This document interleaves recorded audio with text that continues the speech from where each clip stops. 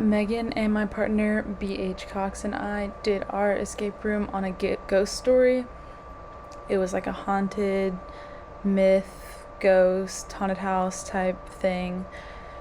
And at first we were just spitting ideas back and forth, trying to think of like what would be kind of realistic and what would be like most practical to make.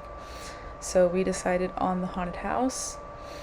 And as you look through the haunted house, you'll see how when you click certain areas, it takes you different places, and that's how we did it just on Google Slides.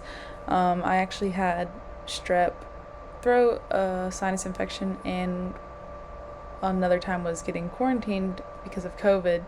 So BH put together the slides.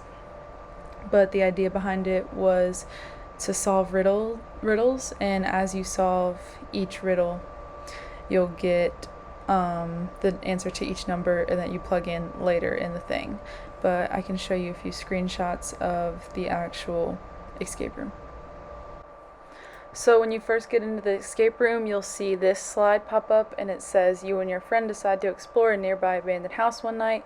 People say that the house is haunted and only about half of the people that go in ever come out. Of course, neither of you believe the stories until you're trapped inside with nowhere to go. So when you first read that, you see kind of the entrance, the main point of the escape room. And then when you click the black arrow, it'll take you to the next slide, and you follow this same format throughout the entire escape room. The next slide that pops up is further directions, and it says, for centuries it has been believed that names hold power. The same is true here. If you want to avoid spending eternity trapped with a ghost, you need to figure out the name of the ghost haunting the house. Fortunately, the previous generations left behind clues that will assist you in solving the final riddle, which, if solved correctly, will give you the ghost's name and set you free. Here's one of the first rooms that you enter and the first clue, and it reads, the books are usually better than the blank. So you want to go ahead and get a list out and number it 1 through 10.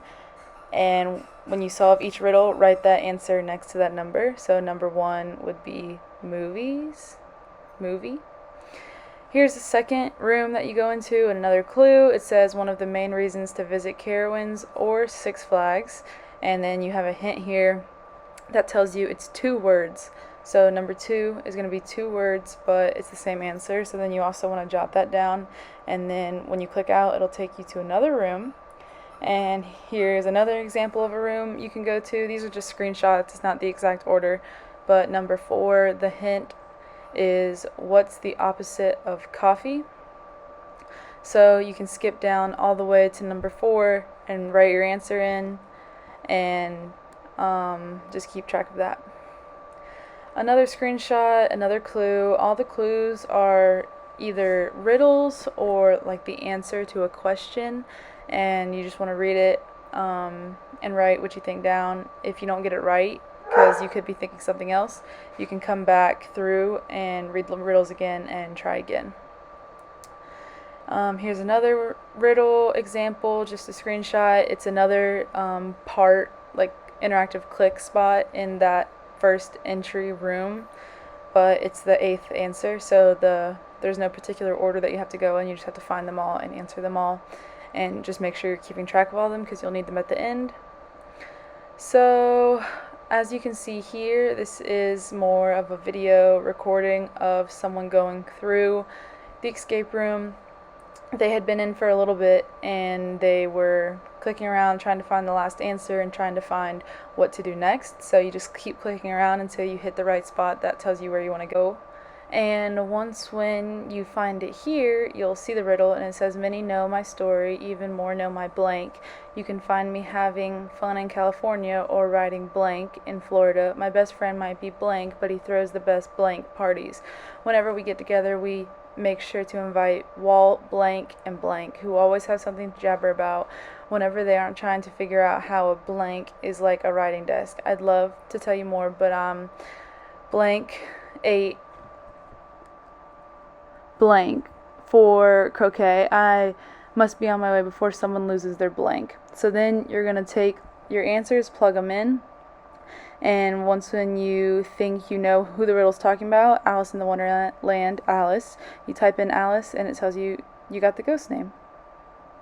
So the escape room was kind of complicated to work. It's kind of hard figuring out how to get each thing to click everywhere and make it go and set up and be not too hard but not too easy. So I think with like the electronic side of it, BH did a really good job of letting it flow really easily and making it interactive and fun, but not making it too hard where people get frustrated and don't want to play anymore.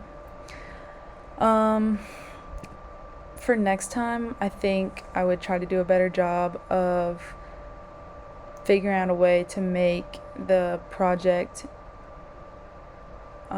easier to collaborate on the actual technology part of it, because it's kind of hard to like go back and forth on different laptops, especially during COVID or regular sicknesses and quarantines and sports and everything. So that was difficult, but it was really interesting and it was fun to talk about the different ideas about what to do. I would definitely say that Google Slides is the easiest way to make it, and through playing other people's, Google Slides seemed to be popular and people did a really good job with that.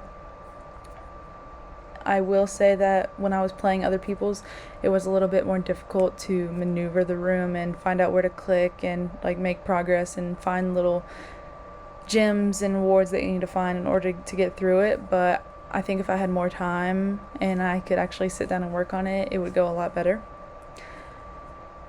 And other than that, I think that was it. I think it was a really fun thing to work on throughout the semester, and I'd be interested to see other people's all throughout the class.